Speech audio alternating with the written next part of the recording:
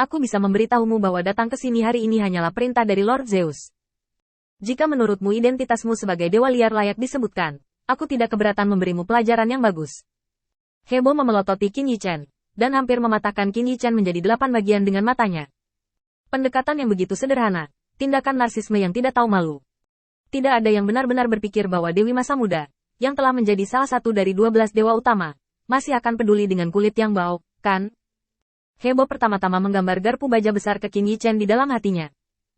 Melihat bahwa senyum di wajah Qin Yichen masih sama, pernyataan yang sudah dia pikirkan, benar-benar melekat di bibirnya untuk waktu yang lama dan tidak pernah mengatakannya.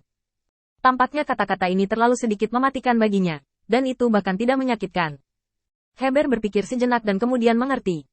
Dewa liar yang tidak tahu apa-apa tentang langit dan bumi dan berpikir bahwa dengan sedikit pencapaian, dia dapat memanjat hubungan dengan dewa utama, wajahnya pasti tak tertandingi.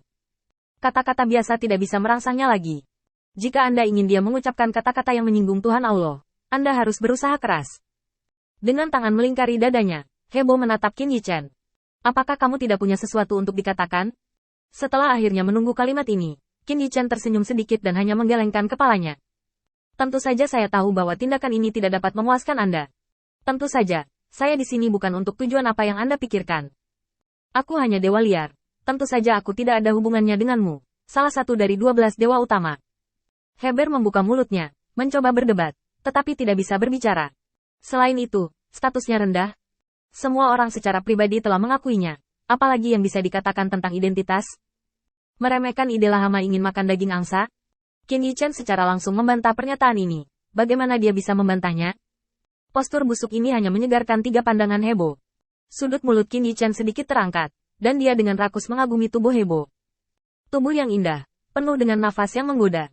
Itu terlihat seperti wajah yang diukir oleh pisau. Lebih dari itu berlebihan, dan sedikit lebih sedikit tidak cukup. Ditambah dengan aura muda tubuh Heber, itu bahkan lebih tak tertahankan. Rao adalah bahwa Qin Yichen hampir tidak tahan lagi, dan keinginan batinnya untuk menaklukkan sudah dekat. Namun, Qin Yichen tahu betul bahwa orang di depannya adalah Hebo, bukan wanita yang bisa dia provokasi. Terutama setelah heksagram menunjukkan bahwa dia khawatir tentang hidupnya hari ini. Kata-kata dan tindakan Qin Yichen adalah hasil dari berpikir 2 kali. Pertama-tama, mencela diri sendiri, memotong kesimpulan pemikiran Heber yang tidak pandang bulu dari sumbernya. Menurut informasi yang dikembalikan oleh orang-orang percaya, Heber tidak memiliki banyak niat buruk terhadap dirinya sendiri, hanya karena dia milik hatinya. Dalam keadaan seperti itu, menghilangkan tebakannya yang tidak realistis tentang dirinya sendiri adalah salah satu cara penting untuk menyelamatkan hidupnya. Dan setelah menolak ide Hebo, dia tidak akan bunuh diri. Dan kemudian tiba saatnya bagi Qin Yichen untuk menjelaskan kepada Zeus. Dengan batuk ringan, Qin Yichen menarik pandangannya dan berbalik untuk melihat langit berbintang yang tak terbatas.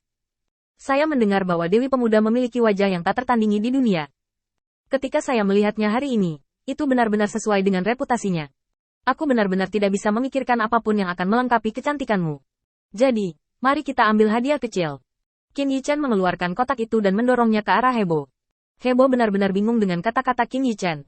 Apa ini? Butuh begitu banyak usaha hanya untuk bertemu diriku sendiri? Apakah Anda benar-benar tidak tahu sama sekali? Apakah hadiah ini diterima atau tidak? Hebo ragu-ragu untuk beberapa saat, sampai kotak itu terbang di depannya.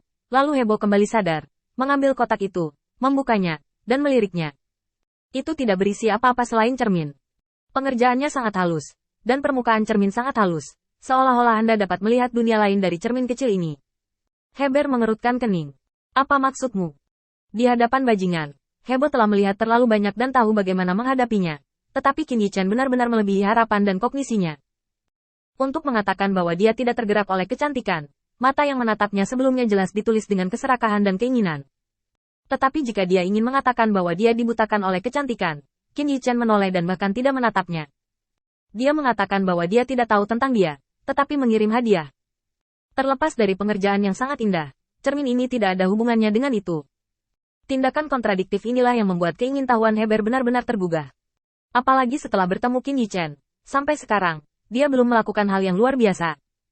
Itu juga membuat persepsi Heber tentang dia banyak pulih. Aku bertanya apa maksudmu? Jika kamu tidak memberitahuku, aku akan membuang benda tidak berguna ini. Heber melemparkan cermin itu ke atas dan menangkapnya begitu cermin itu jatuh. Postur memegang tangan Qin Yichen. Qin Yichen terkekeh dan menggelengkan kepalanya tanpa daya. Aku ingin memberi gadis itu gowes, tapi gadis itu sangat cantik, pukulan lagi akan menjadi beban. Aku ingin memberi gadis itu gaun dan gaun. Tapi aku mencari di seluruh pelipis Lord Guang. Tapi aku tidak bisa menemukan gaun yang cocok dengan kecantikanmu. Memikirkannya dan mendapatkan pencerahan dalam mimpi. Mengapa kamu tidak memberiku cermin? Saya ingin melihat wajah gadis itu. Dan saya merasa santai dan bahagia. Saya berharap gadis itu melihat dirinya sendiri. Dan memang seharusnya begitu. Setelah Qin Yichen selesai berbicara, Hebo tercengang. Itu adalah pujian yang paling fasih. Namun paling norak yang pernah dia dengar. Pujian benar-benar memuji. Tetapi dunia ini benar-benar vulgar. Satu-satunya hal yang cukup bergaya adalah cermin ini, yang sangat bijaksana. Melihat cermin yang tidak bisa lebih diperhatikan kecuali untuk pengerjaan yang sedikit lebih halus. Heber melihat dirinya di cermin. Bibirnya sedikit terangkat, yang telah mengungkapkan pikirannya yang terdalam. Oke, aku akan mengambil ini. Jika kamu memiliki hal lain untuk dikatakan, katakan saja dengan cepat. Saat aku dalam suasana hati yang baik, mungkin aku bisa berjanji padamu. Qin Yichen tersenyum santai. Juga minta gadis itu untuk tinggal di wilayah bintang laut luas selama 1 jam. Aku ingin 1 jam untuk berkeliaran dan bersantai. Heber sedikit mengernyit. Kenapa aku harus mendengarkanmu? Heber jelas menulis kewaspadaan di hatinya. Tidak sulit untuk tinggal di bidang bintang selama 1 jam. Tetapi dia khawatir Qin Yichen punya rencana lain. Qin Yichen berbalik dan pergi, melambaikan tangannya.